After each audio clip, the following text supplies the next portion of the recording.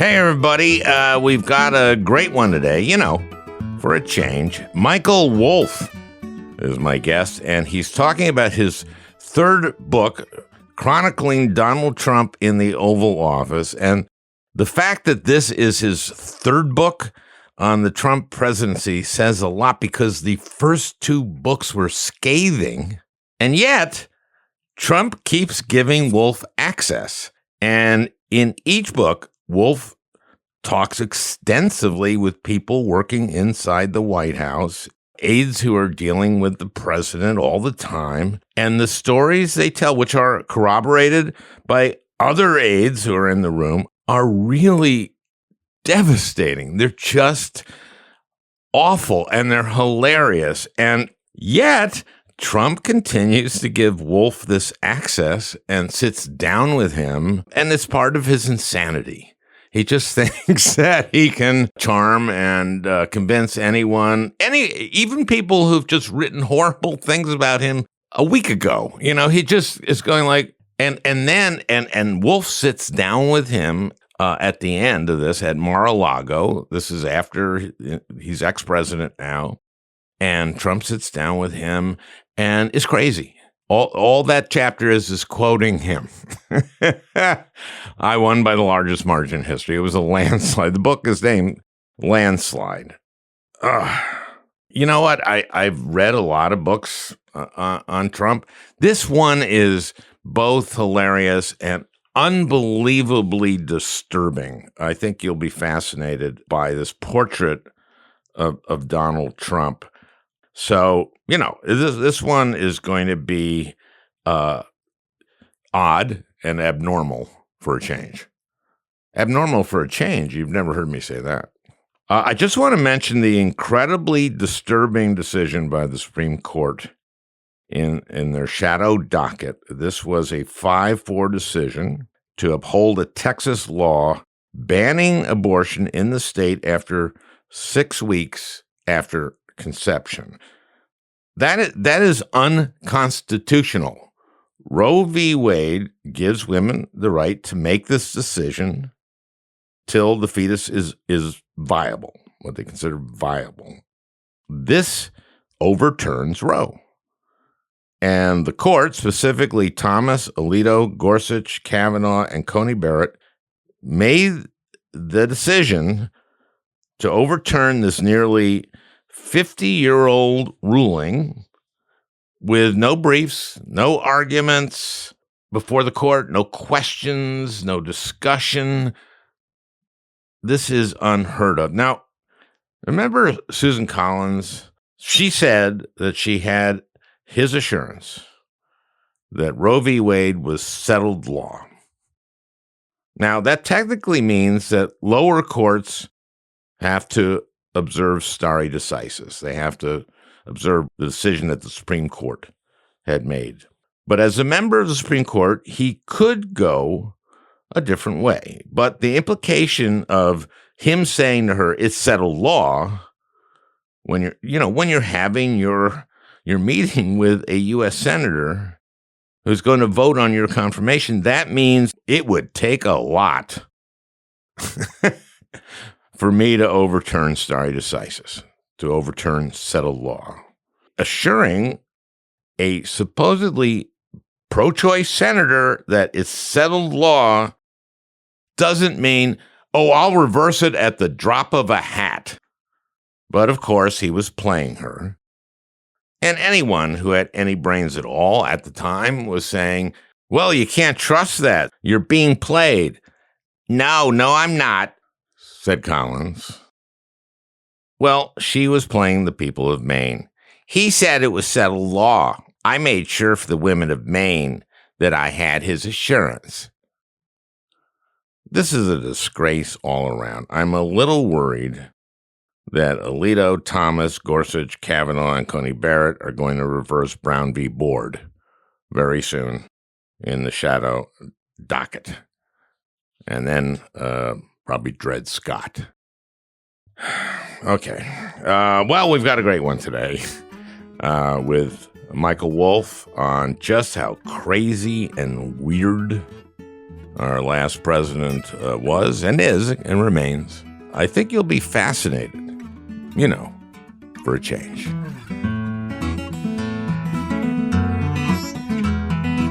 I started out in the prologue in the book where he gets very upset.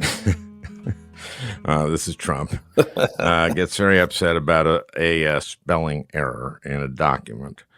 And he thinks it could have been corrected by spell check, but couldn't have been because it was in italics. But you don't like him from the very start of the book and at first I was laughing out loud, reading it to my wife.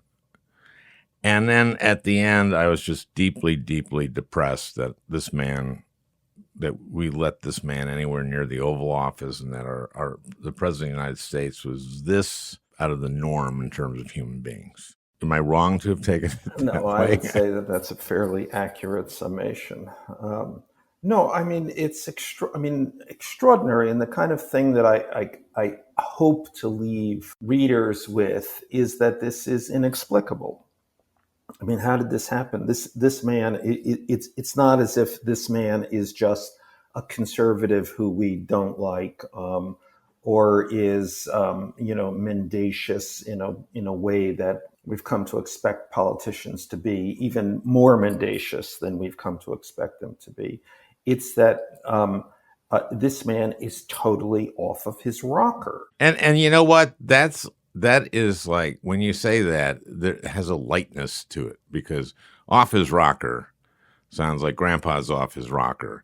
This is deeply disturbing. Yeah, no, I think you can say, you can be more precise. This man lives in a reality zone that no one else lives in. This man sees things through a lens that no one else is looking. So I don't know how you want to define crazy and off his rocker, but I think that there is no extreme that you can apply to this. But not only is it crazy, there are crazy people who aren't awful, mean people who live to hurt other people. And there are dishonest people who live to hurt other people who aren't president of the United States. And there are people who are mean and lazy. And there's nothing about this guy. Now, the book is called Landslide, and it's called Landslide because on election night, he just goes out there when he's, I guess, worried, when it's not going his way, and asserts that the election's being stolen and that he actually won in a landslide. So that's election night, and he never leaves that. It's from that till you're interviewing him in Mar-a-Lago. You take him word for word, and it's depressingly insane what he is saying. It's kind of remarkable. There is no from November 3rd on, he doesn't move off of this fixed position. He won the election, and he won the election in a landslide, not just won it, but in a landslide. It's more complicated than this is the big lie. That's easy to understand. What's hard to understand is that he fixates on this irreality, is supported by literally no one. And nothing. Yeah, exactly. There's no evidence. There's no empirical evidence. And there's nobody. It's not as if he's surrounded by a White House of people saying, "You're right, Donald, you're right." He's surrounded by people in the White House who are fleeing. Yes. They're rolling their eyes. They're saying, "We don't know what to do." And they are literally leaving. First of all, that White House doesn't have a lot of people with a lot of integrity. There are people who thought that being in the White House would, burnish their resume and get them jobs later. And then there's a certain point where everybody right toward the end is thinking like, I'll never get a job again because I'm associated with this. And this is one thing I'm struck with at the end. It seems to me that you're saying that the House impeaching him gave him new life. And that perhaps if they just said, you know what, it's the end of the term, you got, got 2 weeks left. We're too bored with you. Just fade away, and just ignored him, that would have hurt him more. Oh, much more. I mean, the accomplishment, if there is a Donald Trump accomplishment, it is to turn all attention into a positive for him. It doesn't really matter what the attention is. He could shoot someone on Fifth Avenue. Yeah. It doesn't make any difference. It is just that, because it is all theatric. So therefore, I mean, it's all a reality show. Therefore, all conflict is good ratings. Right. Yeah, you make that point, and then when you hear that, you go like, that is kind of right. And I had not considered that point, but it's pretty sickening, because you go like, gee, if we just said, oh, you know what, it's not worth it, just go away. No, I mean, and I think that has been, in a way, the whole 4-year history here. Part of the problem is a media problem and a journalistic problem, in that we've fed into. I mean, he's learned how to work us. We've learned the benefit of letting him work us. So you've developed a cycle in which there is literally no other story, because you keep wanting the story to go on. It's never a question of there being too much. So I was talking the other week to Lori Garrett and Andy Slavitt about COVID, of course, and I started blaming Trump for a number of aspects of our response to COVID, including, here's a guy who bragged about, Operation Warp Speed, and now won't go out and say, I got the vaccine, wouldn't get the vaccine on TV, won't go out and say, hey, everybody take the vaccine, knowing that it would save an enormous number of lives. But he won't do it. I think his reasoning is that the more people who die of COVID under Biden, the less successful Biden seems. That seems like a fair interpretation of that, don't you think? Well, I mean, I would just add that there was a point which I recount in the book, and it's over the summer, last summer or early August, and a whole set of his pollsters come to him and say, masks are incredibly popular. Even with the base, you have a 70% rate of acceptance for wearing masks. We should wear masks. That's your base saying this. So you have to soften your position here. If you soften your position, that will make a meaningful difference in terms of the ultimate election here. This is an important point. And he says, no, I won't do that. I won't do that. I can't do that. The base will never accept that. So in some sense, he's got this thing going. He's talking to his audience all of the time. And that conversation doesn't really, it's not really impacted by evidence, empirical evidence. The pollsters come to him and say the following. No, he ignores that completely. So it's his thing. He's an actor. He knows his audience better than anybody. So that's the thing that's always processing. So unlike all politicians or most other politicians who are always a reflection of the data that they're getting, of the polling, of what they have to do, he is this instinctual being. This is partly because numbers mean nothing to him. So he can't follow them and doesn't have an attention span to focus on them. What he does is just focus on this kind of, call and response that he does with this imagined base of his, this audience out there somewhere.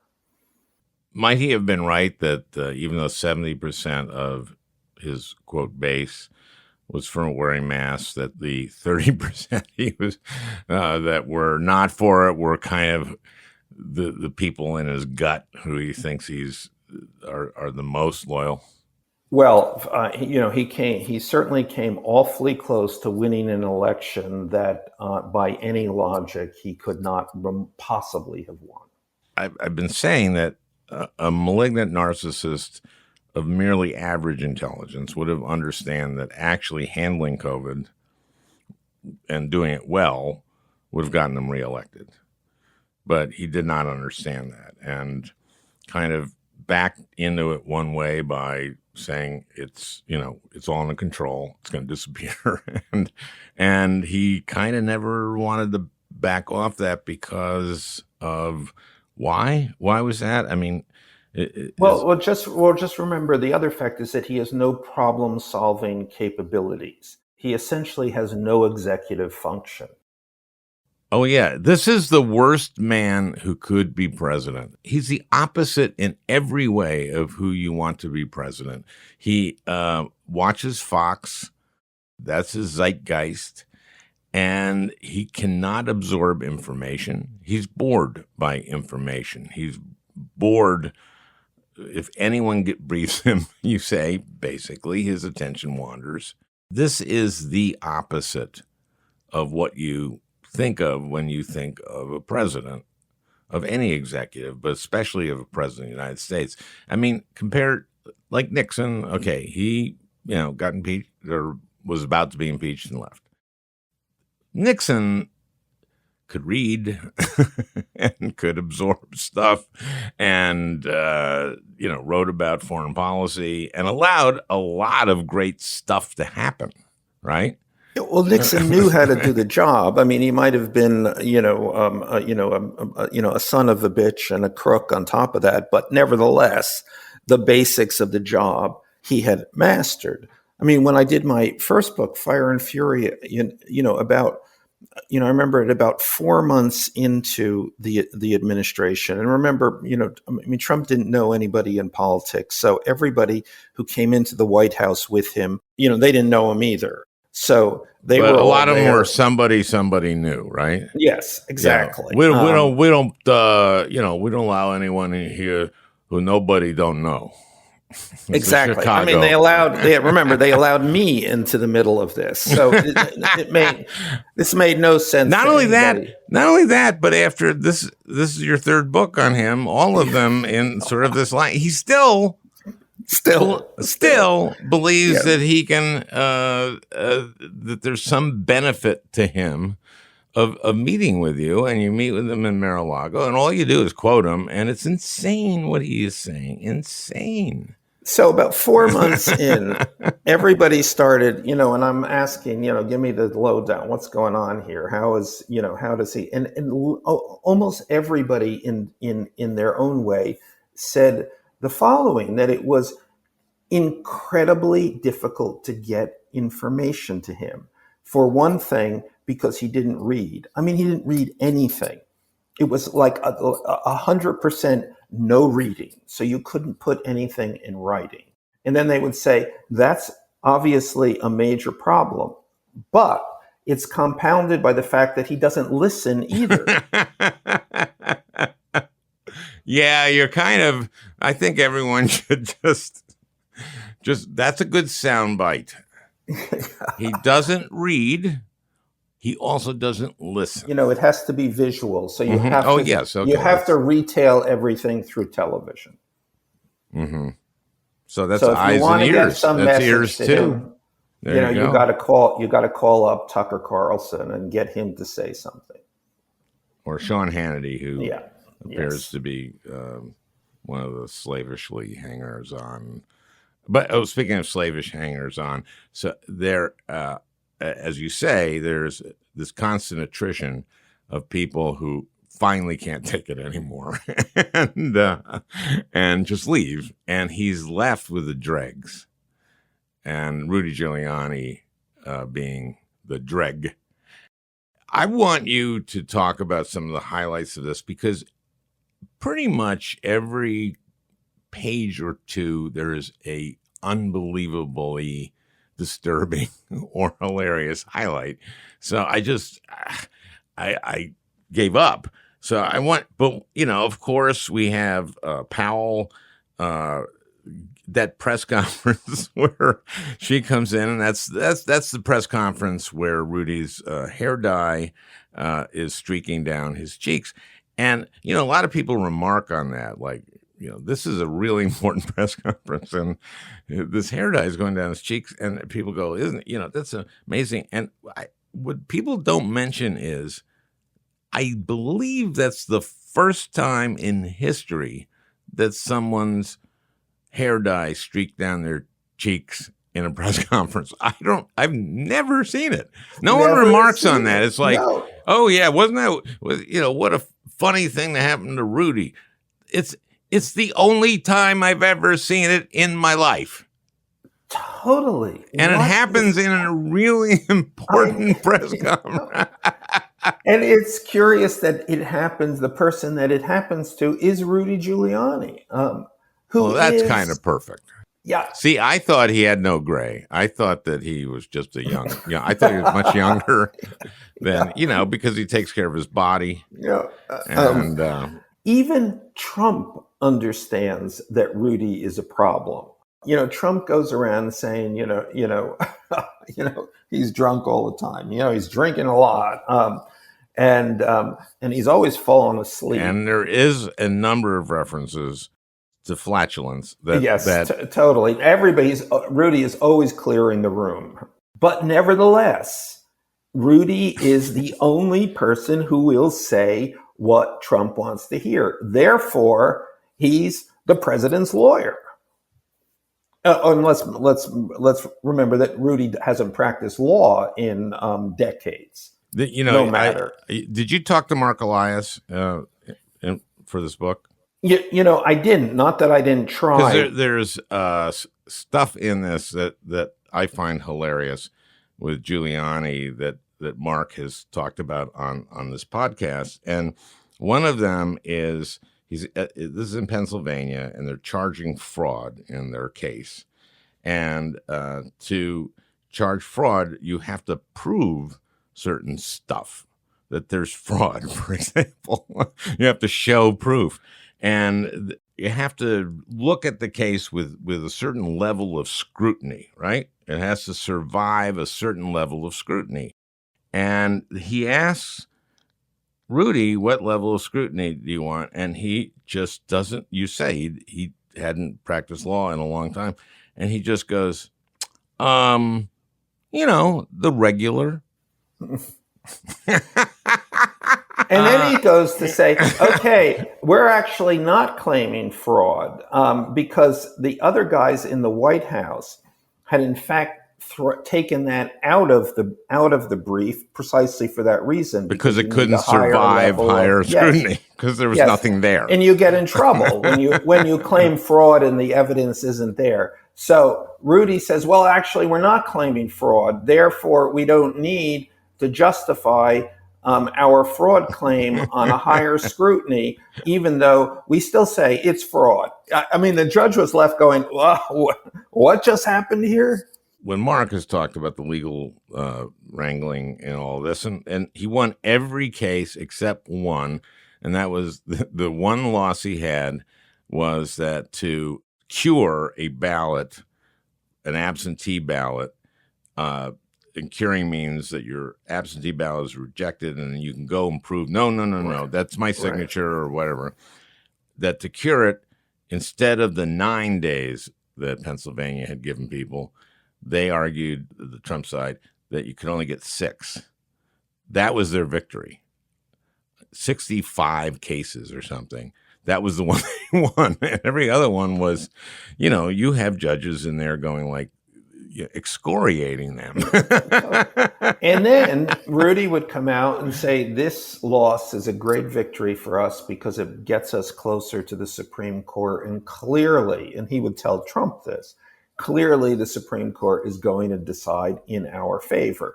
Why? Because they're your judges. You've appointed them. They are in our pocket. Oh, he gets very mad at Coney Barrett and Kavanaugh and Gorsuch.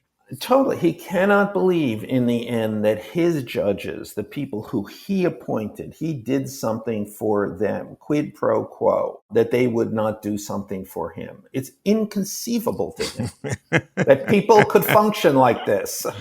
Yes, I mean, there's a lot of that, and a lot of revenge, and a lot of that's sort of the only factor that factors into his decisions is this person loyal? That's it.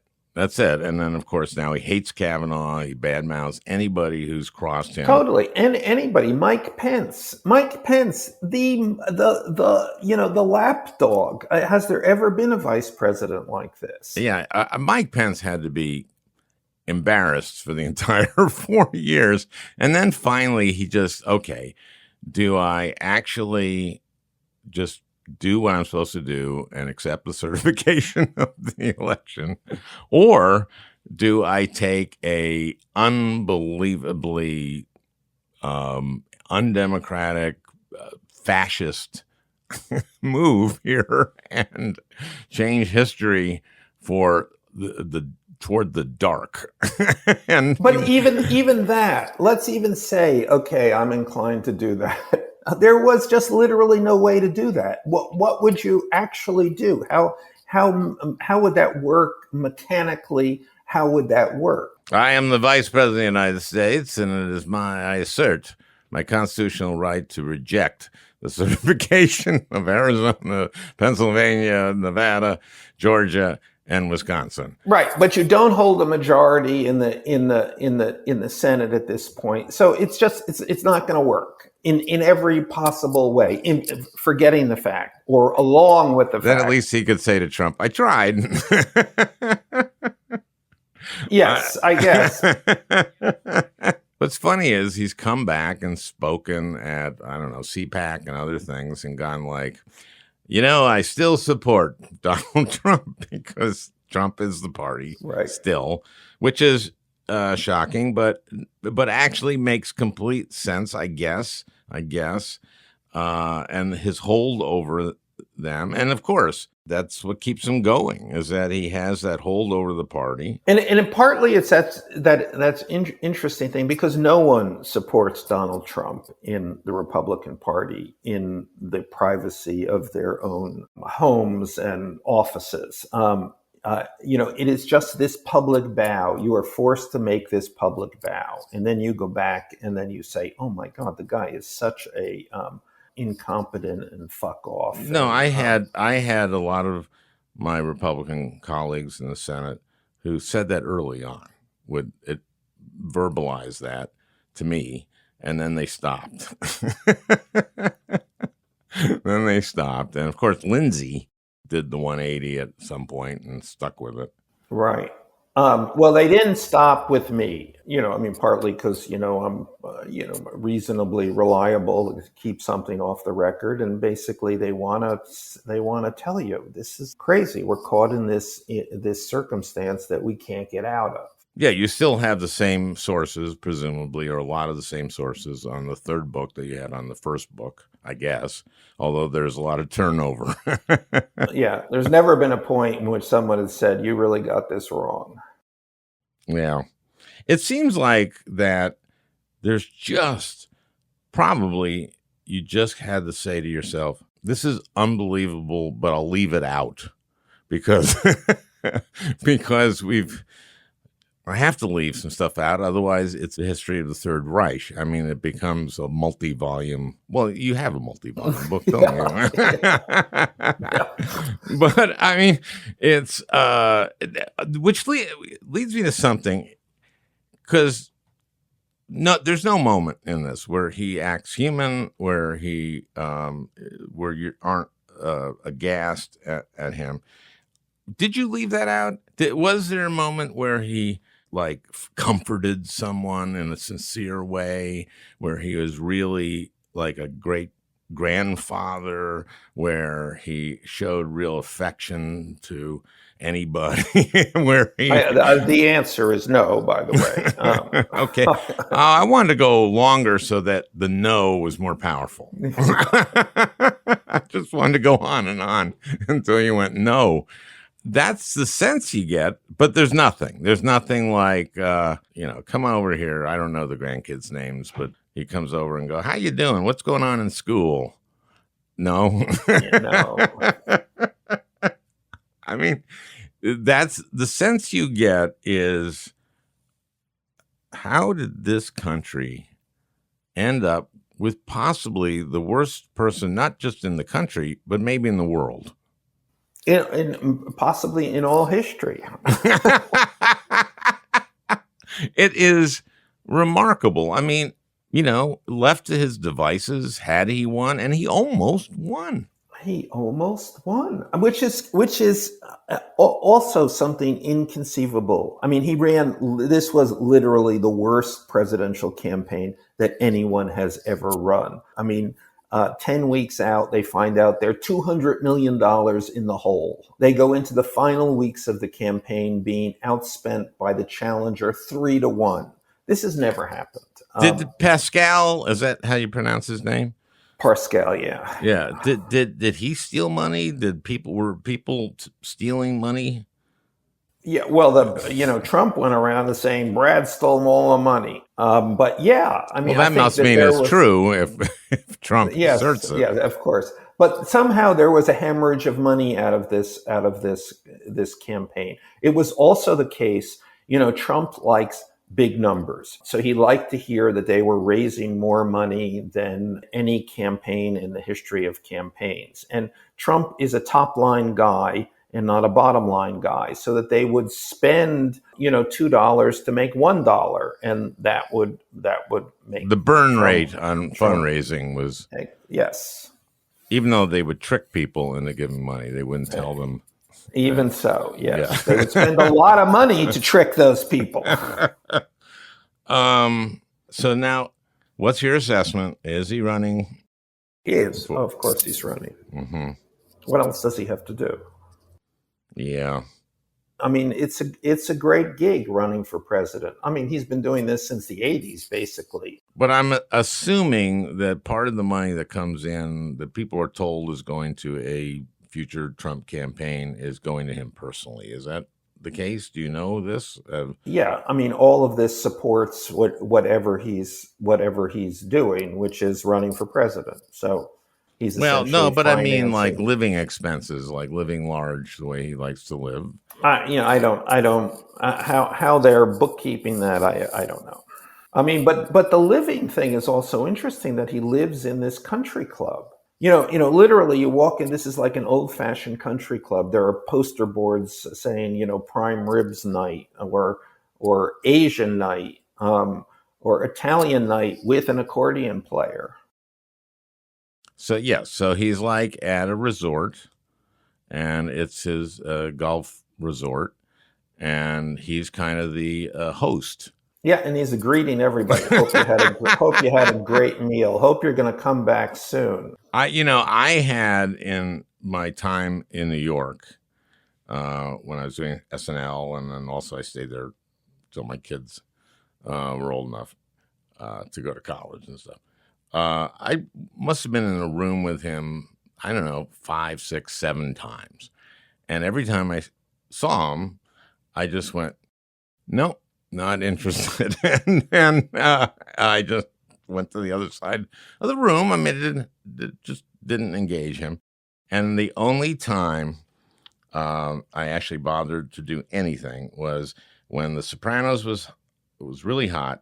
They had the premiere of one of their seasons at Radio City Music Hall, and then had a big Italian dinner later and invited 5,000, however what the capacity is, people, celebrities, other important people in New York, and I was invited.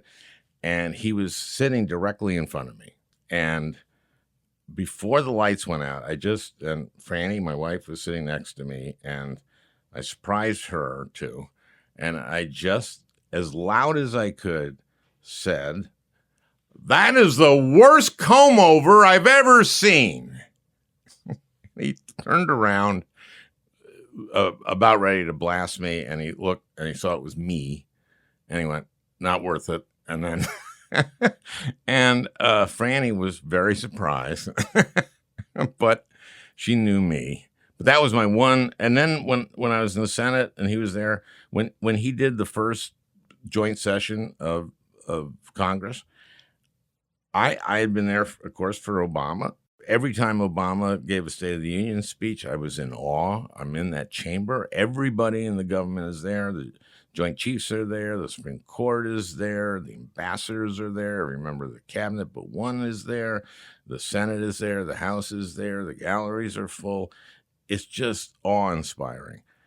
Then, when Trump does it the first time, I'm pretty close. And you know how on Saturday Night Live we do, the president giving the State of the Union address? We've done that a number of times, and it's done at home base. Home base is where the host does the monologue. I do. I'm there, and I'm going like, I feel like I'm in 8H. I would go in there with Obama, and I go, oh man, what an honor to be here. And then I see him, and I go like, Jesus Christ. No, well, it is. I mean, he lives in this weird kind of, parody world. I mean, he's a joke. He is, and this is hilarious, this book. I mean, in the book, I recount this thing about, they call up, they got some problem because, Trump thinks that they're going to push Biden off the ticket, and Andrew Cuomo and Michelle Obama, some crazy stuff. Right. And Kushner Kushner's in a panic and calls up Karl Rove and says, you got to come and talk to him. Somebody has to explain the realities of political life. Will you come and do this? And Rove doesn't want to come, but he finally agrees to come. And he's promised, you'll come in, we'll just bring you in, and you have to just sit down with the president and just tell him the facts of life here. And Rove gets there, and he comes into the Oval Office, and there are 15 people there. He says, this is, I've been in, Rove has been in the Oval Office a million times, and it's, and it's a place where you have super important meetings. And here he says, I don't even know who these people are. This is the secret meeting I'm going to have with the president. 15 people hanging around the Oval Office. The point of this, is you write in the book, is that he just likes to have people around him to listen to him. Totally. I mean, it's just, he just needs an audience at all times. Yeah, and that's what he does. He just kind of talks constantly, and he just, that's it. And he needs company. And it doesn't matter what he says. Everybody's used to this stuff just coming out of his mouth from nothing. We're going to delay the election, do this, blah, blah, blah, blah, blah. It has no meaning. Yeah. And we have a lunatic supposedly running this country.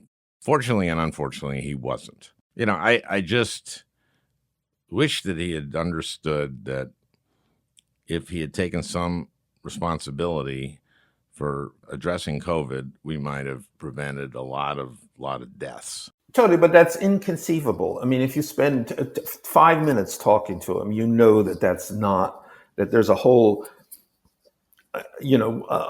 even low-level intellectual process there that he's not capable of.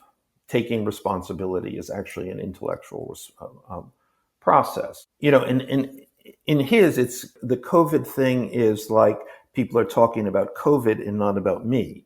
Well, that's a problem. I guess that's right. Oh my God. So so the question is going to be, which I can't answer, but it's the question for history. Literally, how did this happen? And then the ancillary question, which I also can't answer, is could this happen again? Yeah. I mean, I would assume that the answer is no. He will run for president again, and because he can't really run a campaign.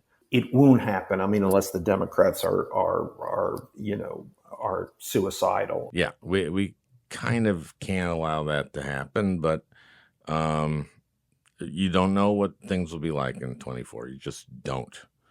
And we don't know what's we just had Lori Garrett and Andy Slavitt, and Andy was basically saying, if this was a problem that could be solved by, a small group of brilliant people, I'd bet on them. But no, this is a problem that's not really that hard if everybody did the right stuff. And I would not give that good odds. And I'm very afraid that if this keeps going, and, people aren't taking the vaccine because he won't tell them to. I'm not telling you anything you don't know. Yeah, no. I mean, anyway, this is I mean, this again remains. This is he remains the major figure in American politics, and the story remains his story still, which is exactly what he wants. It's just too bad that Republicans around the country, the Senate, House members are pretty hopeless, and so are senators. But if they just said no, come on, everybody, this guy is not. We can't do this again. But they feel they'll get primaried from the right. Right. Well, and then the other question is, what is this country out there? Who are these people?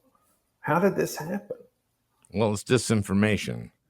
They are getting constant disinformation from talk radio and from Fox and from OAN and Newsmax, but mainly online. And that's something I've been talking about for a long time, since I wrote Rush Limbaugh is a big fat idiot and other observations. And now it's Tucker Carlson and Laura Ingraham and Sean Hannity. What's his role in all of this? He's a bootlicker, right? He's a complete bootlicker, yeah. At one point, so he calls up Trump and says, your ads are terrible, everything's terrible. And then Trump calls up the campaign and says, why are our ads so terrible? And then Hannity calls back and says, I've just written you a really good ad. And so that's passed to the campaign. And then the campaign produces this ad at whatever cost, and then only runs it on the Hannity show. So, I wonder if is this illegal at some point? Essentially, it's a kickback to Sean Hannity of several $1 million for doing what? For actually, this is the price of him not bothering the campaign anymore. Yeah, I'm not sure it's several $1 million. The ad price on even Fox is not going to be several $1 million, I don't think. But, well, they ran this ad a lot. Of course, but they could have run the pillow, My Pillow too. So, and that was actually selling a pillow. But okay, yeah, that's and there's like 1 million of those, right? That's just, it's all transactional, and none of it has anything to do with the benefit of the American people, to say the least. Although, in Trump's mind, he represents X percent of the American people, his 40% or his 43%. So, it's one of those other things, and it takes this next step, this division of the American people, that there are two Americas. This hasn't, certainly never in my lifetime, and I don't think anything in anyone's lifetime since the 19th century has this been so clear that there are two Americas opposed to each other, who believe completely different things. So, okay, he keeps saying that he won in a landslide, and he keeps pointing to his totals. So this is, in other words, he goes, they said I was only going to get 63 million votes, or 65, whatever, but I got X. What did he get? 74, I think. Yeah. 74 million. But he doesn't point out that Biden got millions more, got 7 million more, right? No, he doesn't. Whenever he says it's never happened before where someone got that many more votes than his first election. And I go, yeah, but the other guy you're left going, got 7 million more than you. The numbers just float in and out without any kind of anchor to any kind of real math. ultimately, I guess I would say that when I was finishing the book, I found it very depressing because, I mean, there was a lot of laughter along the way and a little bit of a lot of depressing along the way. But at the end, that how this happened to our country and what our country has become, and this divided country where there's so little ability to talk across this chasm, and I don't know how we do it, and I don't know how we do it when people are listening or to talk radio, when they're watching Fox, and don't trust, and they're told over and over and over and over again not to trust anything coming from the quote liberal media.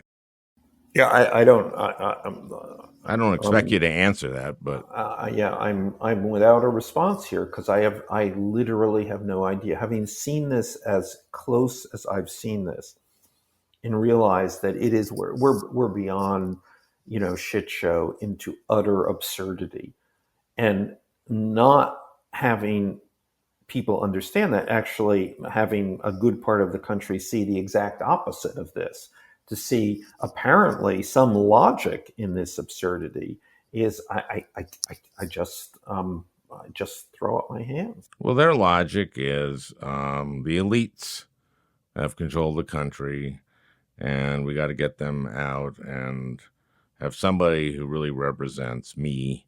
To some degree, that's white people. He did get a higher percentage of black vote, of Latino vote in this last election. Not a large increase, but he did.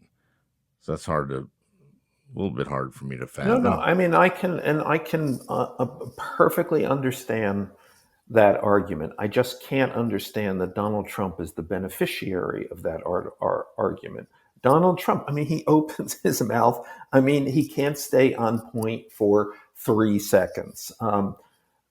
He has no knowledge. He can't make anything happen. I mean, he has no support within his circle of supporters. He has no support. The people around him in his circle after he lost the election. Yes, exactly. Literally, we saw this election take place, this whole election challenge, and we saw everybody desert him. We saw his only supporter with the hair dye dripping down his head on national television. And instead of this becoming a monstrous joke for everyone, it has somehow become a battle cry. Yeah, literally a battle cry on January 6th, which, of course, you've covered in your disturbing but wildly entertaining book. Thank you for joining us, Michael. I mean, it just goes, as I say, this is the third book for me, so you just keep, you can mine this stuff forever. This is beyond plausibility. Yeah, I mean, and assuming he runs again, there'll be a fourth book. Jesus, and, I hope not. Oh, good. Okay, this is it. This is your I hope trilogy. So. But I said that after the first book. Oh no! Look. I hope there isn't an occasion for a fourth book. But congratulations on this one, and thank you, Michael, for joining us. Thank you very much. Thank you for having me. This was great fun. Well, I hope you enjoyed listening. That beautiful music is by Leo Kottke, the great Leo Kottke. I want to thank Peter Ogburn for producing this podcast. We'll talk again next week.